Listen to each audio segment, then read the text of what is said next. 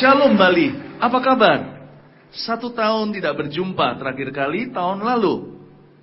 Siapa di sini yang hadir tahun lalu bisa angkat tangan supaya saya bisa lihat? Wow. Siapa di sini hari ini datang membawa jiwa, membawa seseorang teman atau yang membutuhkan bisa angkat tangan? Puji Tuhan, kasih tepuk tangan untuk Tuhan Yesus. Bapak Ibu Saudara, let's get this clear in the beginning. Dari sejak awal mari kita sama-sama sepakat dulu dalam kebenaran bahwa saya tidak punya kuasa untuk menyembuhkan. Yang menyembuhkan tahun lalu juga dan malam ini. Siapa yang menyembuhkan? Tuhan Yesus. Hanya Dia yang bisa menyembuhkan. Hanya ada satu nama di bawah kolong langit ini yang bisa menyelamatkan, menyembuhkan, melepaskan manusia. Yaitu nama siapa? Nama siapa? Yesus. Beri kemuliaan bagi nama itu. Puji Tuhan. Saya juga mau menyapa setiap orang yang menyaksikan lewat internet saat ini live streaming. Dari segala kota, bangsa, di seluruh penjuru dunia sedang menyaksikan. Halo, shalom. Tidak ada jarak dalam hadirat Allah. Anda tetap bersama dengan kami di ruangan yang sama, yaitu hadiratnya. Mari kita sekarang melihat firman Tuhan terlebih dahulu. Kita buka kitab Kejadian pasal 1. Ya. Kalau Anda tidak bawa Alkitab, Anda bisa lihat di layar Kejadian pasal pertama.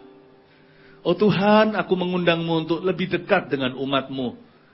Aku mengundang-Mu untuk hadir, sehingga setiap orang bisa menikmati hadirat-Mu. Tak terkecuali yang sakit maupun yang sehat Tuhan. Hari ini ya Tuhan Yesus, Engkau akan menyembuhkan. Bahkan Engkau sudah menyembuhkan beberapa dan banyak orang di antara kami. Lanjutkan kasih karunia-Mu, Engkau ada di sini. Sembunyikan hamba-hamba-Mu di balik salib-Mu. Agar manusia melihat Yesus ditinggikan dan salibnya ditegakkan. Maka Tuhan akan menarik semua orang datang kepadanya sekarang. Dalam nama Yesus. Amin. Kita sudah buka Kejadian pasal 1. Hari ini ada ratusan orang di bawah tenda. Itu adalah orang-orang yang sakit. Ada yang dibawa dengan tilam, kursi roda. Ada yang sakitnya di dalam organ-organ dalam tubuhnya. Hari ini kalau ada, katakanlah 500 orang sakit, maka ada 500 kesaksian yang akan disaksikan malam ini. Karena itu gak akan cukup waktu. Kita akan hanya saksikan beberapa. Saya percaya Tuhan akan sempurnakan. Dan Anda bisa bersaksi di rumah, di mana Anda berasal, saksikan pekerjaan Tuhan. Saya yakin dan saya imani bersama dengan Anda. Setiap orang dilepaskan, setiap orang disembuhkan. Beri tepuk tangan untuk Tuhan. Kalau Anda percaya, katakan amin. Roh Kudus ada di sini. Mari kita lihat sekarang pasal pertama. Kejadian 1 ayat 1. Pada mulanya Allah menciptakan langit dan bumi. Bumi belum berbentuk dan kosong. Gelap gulita menutupi samudera raya. Dan roh Allah melayang-layang di atas permukaan air. Katakan roh Allah melayang-layang di atas permukaan air. Bagus, terima kasih. Berfirmanlah Allah, ayat 3. Jadilah terang. Lalu terang itu jadi. Allah melihat bahwa terang itu baik. Lalu dipisahkannya lah terang itu dari gelap. Ini cerita penciptaan dunia. Yesus di mana? Itu dia. Firman. Dia berfirman. Di surat Yohanes di perjanjian baru, murid Yesus salah satu. Dia menulis begini. Pada mulanya adalah firman. Firman itu bersama dengan Allah. Firman itu adalah Allah. Tidak ada apapun di dunia alam semesta yang dijadikan tidak melalui Dia. Jadi Yesus bukan nabi, seperti yang dipercaya banyak orang. Dan Dia bukan Tuhannya orang Kristen. Yesus itu pencipta alam semesta. Saya tidak mau tanggung di sini. Dan saya tidak mau memberikan apologi atau minta maaf untuk keyakinan saya. Yesus bukan Isa Al-Masih. Yesus adalah Tuhan Allah yang hidup, Allah semesta alam. Dia lebih dari sekedar sebuah julukan Al-Masih atau Nabi. He is God. Dia adalah Allah dan Dia ada di sini. Katakan amin. Kalau Anda percaya sama Yesus, Anda akan dapatkan perkara Allah. Kalau Anda percaya sama manusia termasuk sama saya, Anda akan hanya mendapatkan perkara dunia. Hari ini saya berada di sini berkhotbah, tujuannya adalah untuk mengarahkan mata Anda ke Dia yang sanggup melakukan segala perkara. Saya hanya usher. Bedanya dengan yang mempersilahkan Anda duduk tadi, usher-usher yang bertugas dengan keplek yang ada di sini, berbaju putih. Bedanya dengan mereka mempersilahkan Anda duduk di dalam ruangan, di dalam gedung, di dalam tempat ini, area ini. Saya mempersilahkan Anda untuk duduk di dalam hadirat Allah. Saya yakin, kalau kita matanya tertuju ke Tuhan, baru kita mengalami mujizatnya. Bukan ke saya, bukan ke kami. Tuhan menyertai kami, karena Kristus yang kami beritakan. Namun Anda mungkin bertanya, tapi Tuhan Yesus ada di mana? Mana nggak kelihatan? Bukannya Dia sudah mati ya? Di kayu salib bukan? Iya. Tapi kami di sini juga untuk memberitakan kebangkitannya, bahwa Allah yang kami sembah bukan teori maupun agama. Kekristenan itu bukan cuma agama. Kekristenan itu hubungan pribadi dengan Allah, dengan melalui seorang yang hidup. Yesus namanya. Halusinasi kali ya? Fantasi kali ya? Enggak. Sekalipun kita nggak ada di sana, di Yerusalem waktu Dia dibangkitkan, kuburnya kosong. Miliaran manusia hari ini hidupnya diubahkan karena encounter, karena mengalami perjumpaan. Karena mengalami perjumpaan dengan Tuhan Yesus yang saya sebutkan itu. Tak terkecuali saya sendiri. 25 tahun yang lalu saya berada di Kanada sebagai mahasiswa, belum lagi masih SMA. Saya nggak percaya apa-apa tentang Tuhan Yesus. Tapi hari itu di sebuah gereja kecil, saya diajak teman ke situ karena orang Indonesia semua. Motivasi saya datang ke gereja hari itu bukan untuk kenal Tuhan, tapi untuk makanan Indonesia. Saya kangen kan di negeri orang. Siapa sangka khotbah itu mengetuk hati. Dalam khotbah itu disebutkan begini, bahwa setiap orang berdosa butuh juru selamat. Saya berkata, bagus juga tuh teori. Tapi kan Dia sudah mati, pikir saya begini. Lalu dia berkata, Yesus ada di sini. Saya terkejut. Masa ya? Setelah ada kata-kata itu, hati saya tersentuh. Lalu dia berkata, kalau Anda mau terima Yesus, majulah ke depan. Saya mendengar suara manusia. Saya orang yang susah percaya. 3 kali ingin bunuh diri.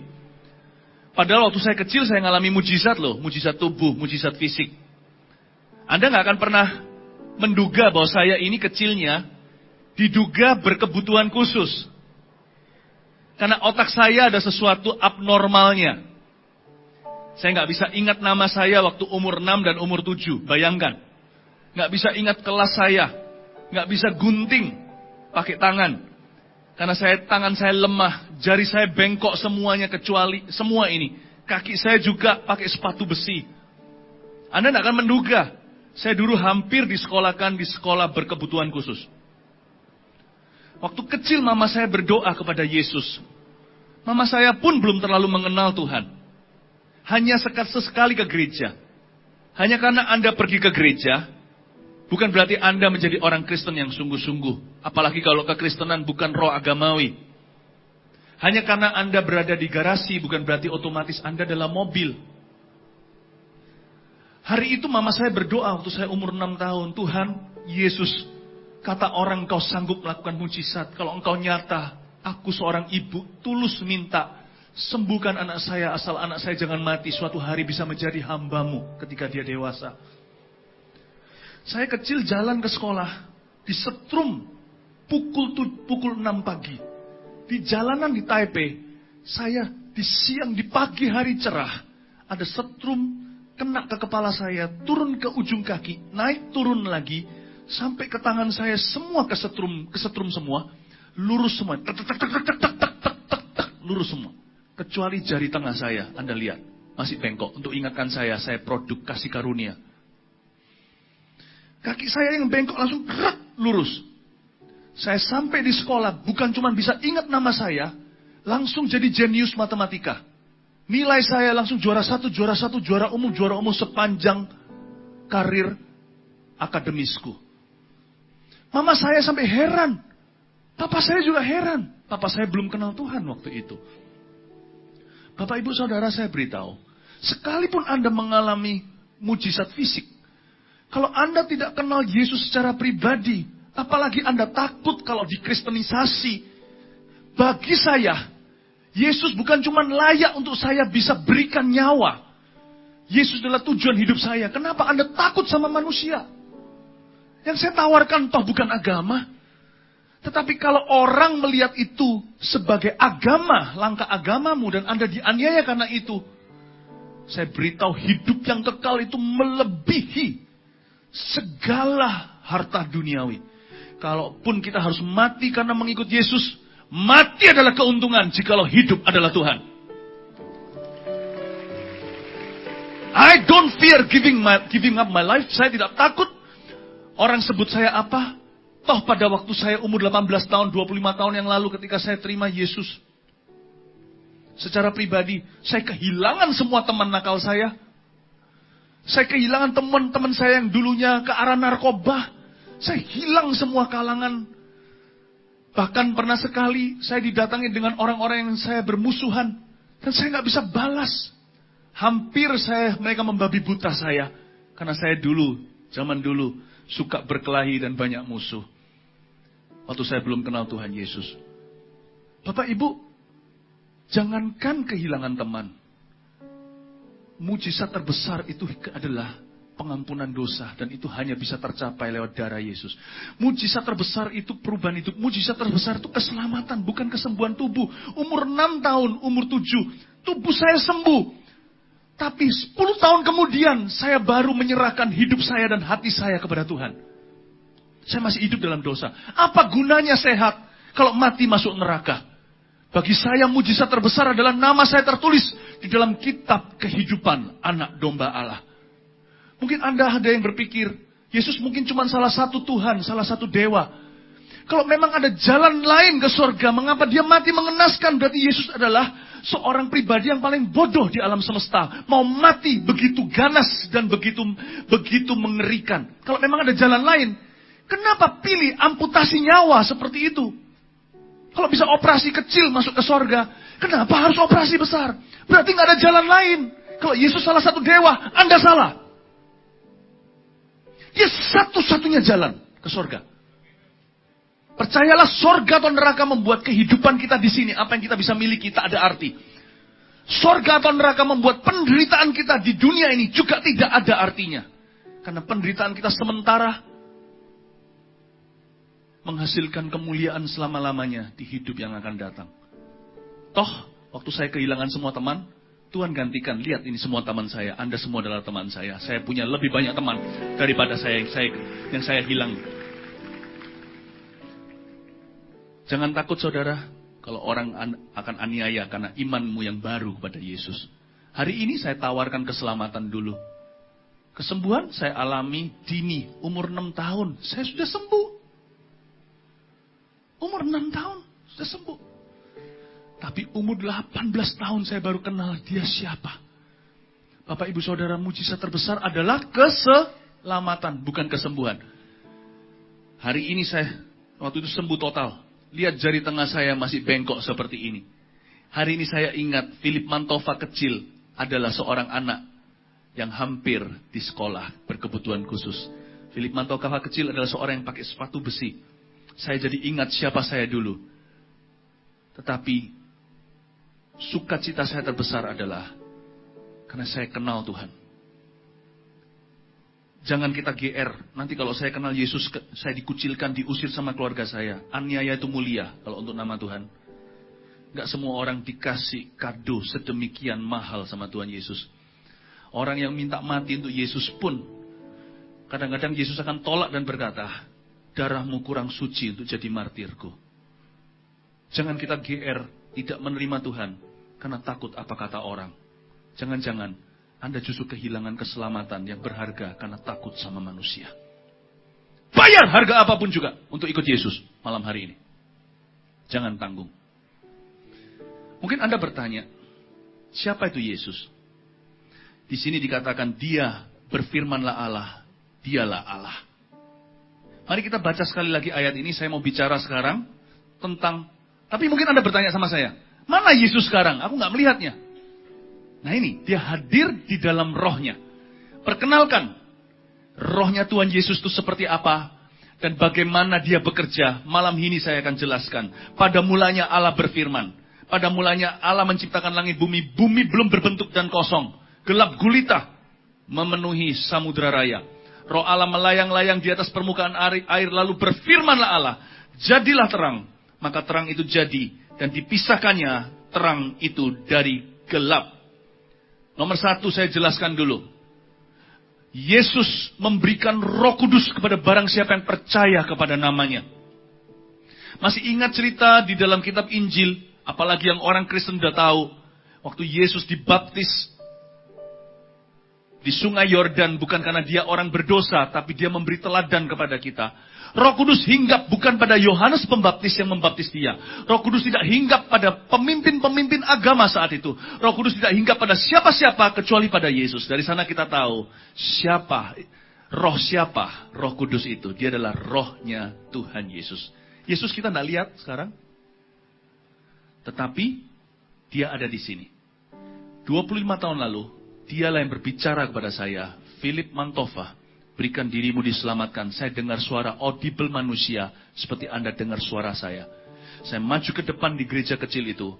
Lalu detik kemudian, saya mengalami sebuah pengalaman supranatural yang tidak bisa saya lupakan. Pengalaman kita bisa beda, sumbernya sama, yaitu Yesus yang memberi iman kepada kita.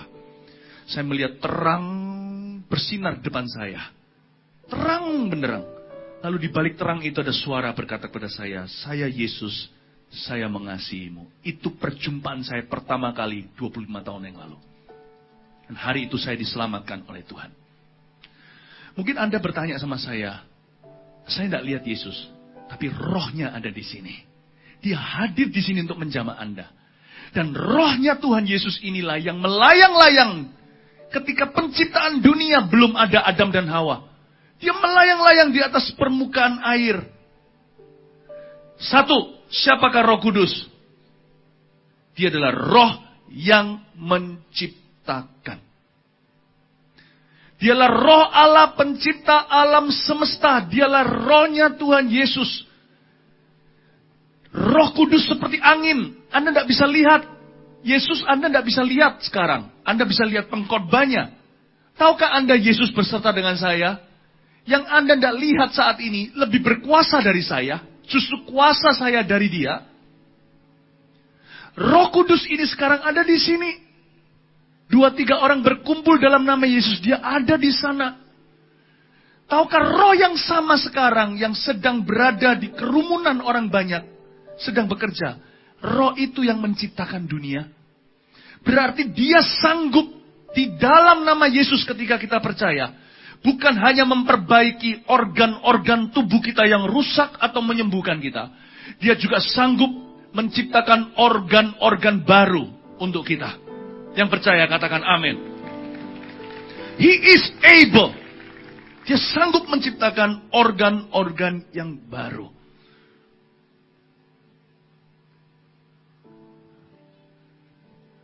Dan Roh Kudus itu hanya meresponi nama Yesus. Dan ketika Roh Kudus bekerja, hal pertama yang dia tanggulangi adalah kegelapan. That day, when the Spirit of Jesus went to work, the first thing he dealt with was the darkness. Hari itu ketika Roh Kudus pergi bekerja, pada saat penciptaan dunia, hal pertama yang dia tanggulangi adalah kegelapan. Jangan menyembah apapun yang merupakan pahatan dan bikinan tangan manusia. Tidak ada roh di dalamnya. Malah justru ada kuasa kegelapan. Tidak ada Roh Kudus di dalamnya. Yang ada hanyalah roh-roh jahat. Karena Roh Kudus itu hanya hinggap pada Yesus. Hanya Yesus yang punya kehidupan. Katakan amin. Dan ketika kita percaya dalam nama Yesus, untuk kesembuhan kita, maka Roh Kudus itu masih menciptakan. Sekalipun sekarang sudah abad keberapa.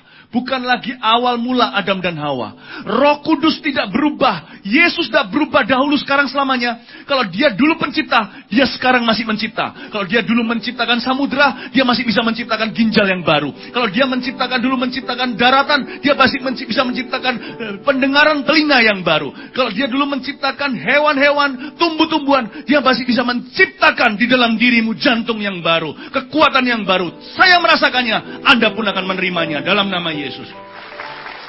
Amin. Amin. Yang kedua, saya ajak Anda lihat satu ayat lagi. Kejadian pasal 2. Ayat yang keempat sampai ayat yang ketujuh. Siapakah Roh Kudus itu? Kenapa saya memperkenalkan Roh Kudus itu siapa? Karena Yesus banyak. Kalau Yesus secara wujudnya, kita semua lebih mengenalnya karena kita tahu Natal, Paskah, kenaikan Isa Al-Masih. Tapi saya perkenalkan Yesus yang tidak kelihatan yang bekerja di sini. Bapak Ibu, Anda kalau pergi besok siang keluar, di bawah terik matahari Anda rasakan sengatannya, bukan? Panas kan? Bahkan Anda perlu pakai lotion UV supaya nggak kena kanker, kena radiasi matahari. Anda lihat siapa yang menyengat aku ya?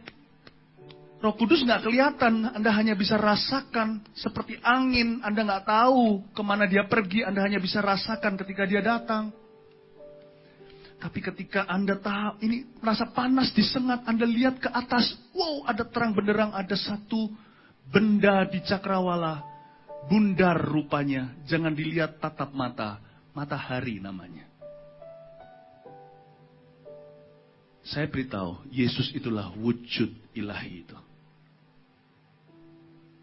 Dia bukan manusia sembarang manusia. Dia 100% manusia, karena dia itu lahir dari wanita. Namun dia lahir bukan dari sperma pria, tapi dari perawan Maria. Berarti dia 100% Allah. Dia bukan ciptaan, dia jelmaan. Satu-satunya cara Allah masuk di dalam sejarah gelap manusia. Mata manusia, hati manusia yang gelap dengan dosa, tidak tahu lagi di mana Allah, apapun jadi Allah menurut pikirannya. Cara satu-satunya untuk berkomunikasi dengan manusia adalah menjelma menjadi manusia. Paham maksud saya? Kalau dia bicara kepada kita langsung sebagai Allah, kita semua mati hari ini berdiri. Karena dia terlalu suci dan dia maha besar. Karena itu Allah menjelma jadi manusia. Siapa namanya? Yesus. Satu-satunya cara Tuhan menembus kegelapan manusia adalah menjelma jadi manusia. Dia bukan ciptaan, dia jelmaan. Dia 100% manusia, lahir dari wanita. Tapi dia tidak dari sperma pria. Karena itu dia bukanlah ciptaan. Dan bukan manusia saja, dia 100% Allah. Dia datang ke dunia untuk memberitakan kerajaannya, mati di kayu salib, untuk ambil posisi kita dan dosa kita, supaya jangan kita yang bayar di akhirat. Dia mati di Golgota, dia bangkit hari ketiga untuk membuktikan bahwa dia bukan manusia biasa seperti yang banyak kira, hanya nabi semata-mata. No, he is God. Manusia nggak bisa bangkitkan dirinya. Sesakti apapun seseorang, apapun kekayaan posisinya, kalau dia mati, tunggulah selama-lamanya. Dia nggak mungkin bisa bangkitkan dirinya sendiri. Dokter paling maksimal cuma bisa mempertahankan denyutnya beberapa lama. Nggak ada namanya orang atau ciptaan bisa membangkitkan dirinya sendiri. Only one, hanya satu, Yesus namanya. Karena dia yang punya Roh Kudus, dialah pencipta. Ikuti dia. Jangan ikuti apapun, ikuti dia. Roh Kudus yang ada di dalam di tangannya, yang diberikan pada kita dan murid-muridnya saat Pentakosta, itu adalah Roh Kudus yang menciptakan. When he gives his Holy Spirit to us, atau dia memberikan Roh Kudusnya kepada kita sanggup berkata, tiada yang mustahil bagi orang percaya. Karena roh yang diberikan ke kita bukan roh agama. Karena Tuhan memberikan kepada kita bukan teori belaka. Yang Tuhan berikan kepada kita adalah roh yang sama, yang melayang-layang di atas air saat penciptaan dunia. Roh Kudus yang sama bisa menciptakan sesuatu yang baru di dalam diri Anda. Mari kita lihat sekarang penciptaan manusia. Ayat yang keempat, demikianlah riwayat langit dan bumi pada waktu diciptakan. Ketika Tuhan Allah menjadikan bumi dan langit, Belum ada semak apapun di bumi. Belum timbul tumbuh-tumbuhan apapun di padang. Sebab Tuhan Allah belum menurunkan hujan ke bumi. Dan belum ada orang untuk mengusahakan tanah itu. Lihat di ayat 5, belum ada manusia mengusahakan tanah. Belum ada Adam dan Hawa. Roh Kudus sudah ada di sana. Tetapi ada kabut naik ke atas dari bumi. Dan membasahi seluruh permukaan bumi itu. Perhatikan di sini. Ada kabut naik ke atas dari bumi. Dan membasahi seluruh permukaan bumi. Yang kedua, setelah Roh Kudus adalah roh yang menciptakan. Yang kedua, Roh Kudus adalah roh yang memenuhi. Katakan roh yang memenuhi. Ada kabut naik ke atas, itu bukan kabut biasa, itu adalah hadirat Allah. Lalu kabut itu membasahi seluruh permukaan bumi. Roh Kudus itu sanggup memenuhi. Pada saat Pentakosta, murid-murid berkumpul di satu tempat. Turunlah bunyi yang keras dari sorga. Dan ada angin yang dahsyat.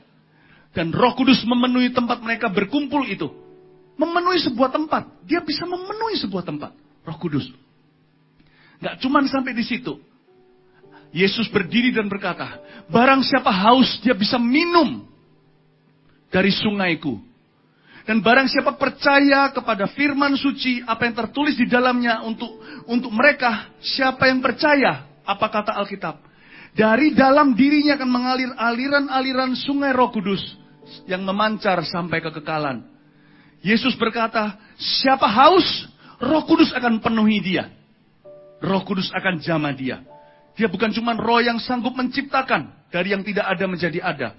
Dia juga roh yang memenuhkan. Yang terakhir dikatakan di sini, ayat 7. Ketika itulah Tuhan Allah membentuk manusia itu dari debu tanah. Dan menghembuskan nafas hidup ke dalam hidungnya.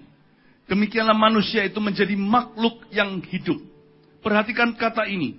Tuhan menghembuskan nafas hidup ke dalam hidung manusia. Baru manusia itu menjadi makhluk yang hidup. Yang ketiga, Roh Kudus adalah roh yang menghidupkan. Katakan roh yang menghidupkan. Dia disebut sebagai nafas kehidupan. Ketika dia mengalir dalam kehidupanmu, apa yang mati jadi hidup. Apa yang mati dibangkitkan kembali.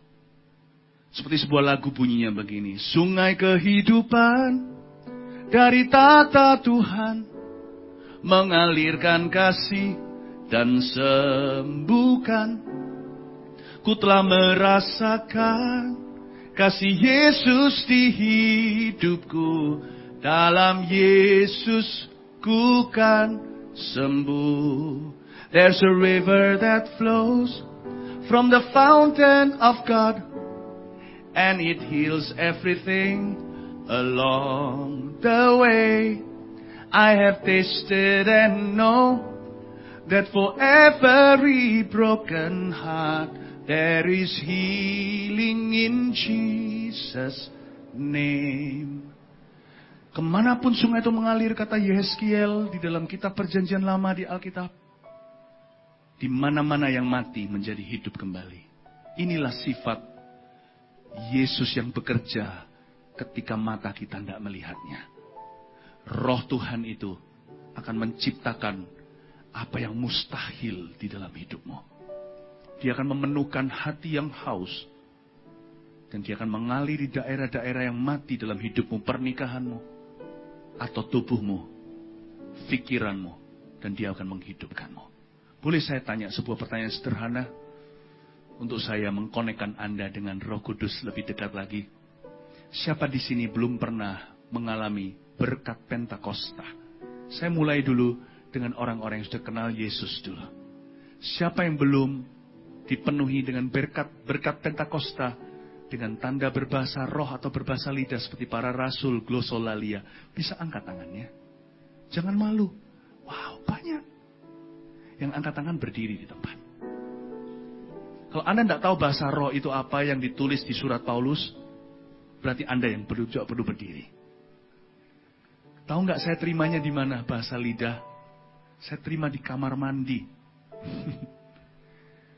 Waktu itu setelah saya kenal Tuhan, Tuhan mau penuhkan. Tapi saya terlalu gengsi orangnya dulu. Anak muda juga bisa punya ego setinggi gunung. 100 orang kurang lebih didoakan oleh seorang hamba Tuhan datang dari Toronto. Saya tinggal di Vancouver, Kanada. 99 dapat bahasa lidah kecuali saya. Saya lihat pulang, saya iri hati. Iri yang baik maksudnya. Kok saya nggak dapat? Karena Tuhan bilang sama saya, lepaskan gengsimu. Percaya kepada aku. Sebab saya melihat ketika adik saya mendapatkan bahasa lidah. Bukan sebagai perdebatan antara gereja. Saya melihat kehidupan doanya beda, saudara. Adik saya jadi orang yang berapi-api. Yang dulunya nggak bisa bersaksi. Sekarang berani. Dan yang pasti, dia bisa doa lama-lama. Saya nggak bisa. Saya doa 5 menit, udah kehabisan kata-kata. Apalagi kalau doakan masa depan. Mana saya tahu apa yang akan terjadi. Saya doakan orang lain, papa mama saya contohnya. Saya nggak tahu problema mereka sebagai anak mereka. Tapi adik saya bisa doa lama di kamarnya. Rasanya sukacita doanya. Ternyata itu bahasa doa. Selain keberanian untuk bersaksi. Saya berkata, aku mau. Saya haus, saya jadi ingat kata-kata Yesus. Kalau kamu percaya kepadaku. Kalau kamu minta akan diberikan. Lalu saya ingat kata-kata Yohanes Pembaptis. Dia yang datang setelah aku. Tali kasutnya aku tidak layak untuk buka. Dia akan membaptiskanmu dengan Roh Kudus. Aku cuma baptismu dengan air. Wow. Aku mau Tuhan. Barang siapa haus dari dalam dirinya akan mengalir aliran sungai kehidupan memancar sampai kekekalan. Aku mau. Waktu saya bilang aku mau. Tiba-tiba keluar bahasa lidah di kamar mandi saya. Sebagai yang bungsu yang terakhir kali menerima dari 100 orang itu sisa 1. Tidak ada batas bagi Tuhan. Anda bisa sekarang berada di rumah atau rumah sakit Anda menonton ini lewat internet. Anda cukup ikuti saja dengan iman. Anda akan menerimanya. Anda mau menerimanya, Bapak Ibu Saudara? Dan ini yang disebut kabut yang mulai naik. Membasahi seluruh permukaan bumi. Segala kekeringan rohani akan pergi. Sebentar lagi. Dan waktu Roh Kudus mulai naik. Lawatan Tuhan terjadi. Roh jahat pun tidak akan tahan lama-lama tinggal di dalam diri Anda. Saya ajak Anda berdoa. Semua singer standby. Ikuti saya berdoa. Setelah saya berkata amin, saya ikat dengan kunci kerajaan sorga yang dipercayakan pada Petrus dan pada kami sekarang. Saya ikat bahasa manusia, bahasa Indonesia, bahasa apapun juga. Waktu saya berkata amin, semua kita yang bisa berbahasa roh keras-keras, berbahasa lidah bersama dengan saya. Dan api itu akan tersebar bertebaran di atas kepala semua orang yang berdiri. Are you ready? Jangan pikirkan dulu nih mau ngomong apa. Bahasa roh tidak bisa Anda pelajari, tidak bisa les. Dan bahkan Anda tidak bisa pura-pura. Anda mau berpura-pura bahasa lidah tidak bisa lebih dari 30 detik Anda akan kehabisan kosakata.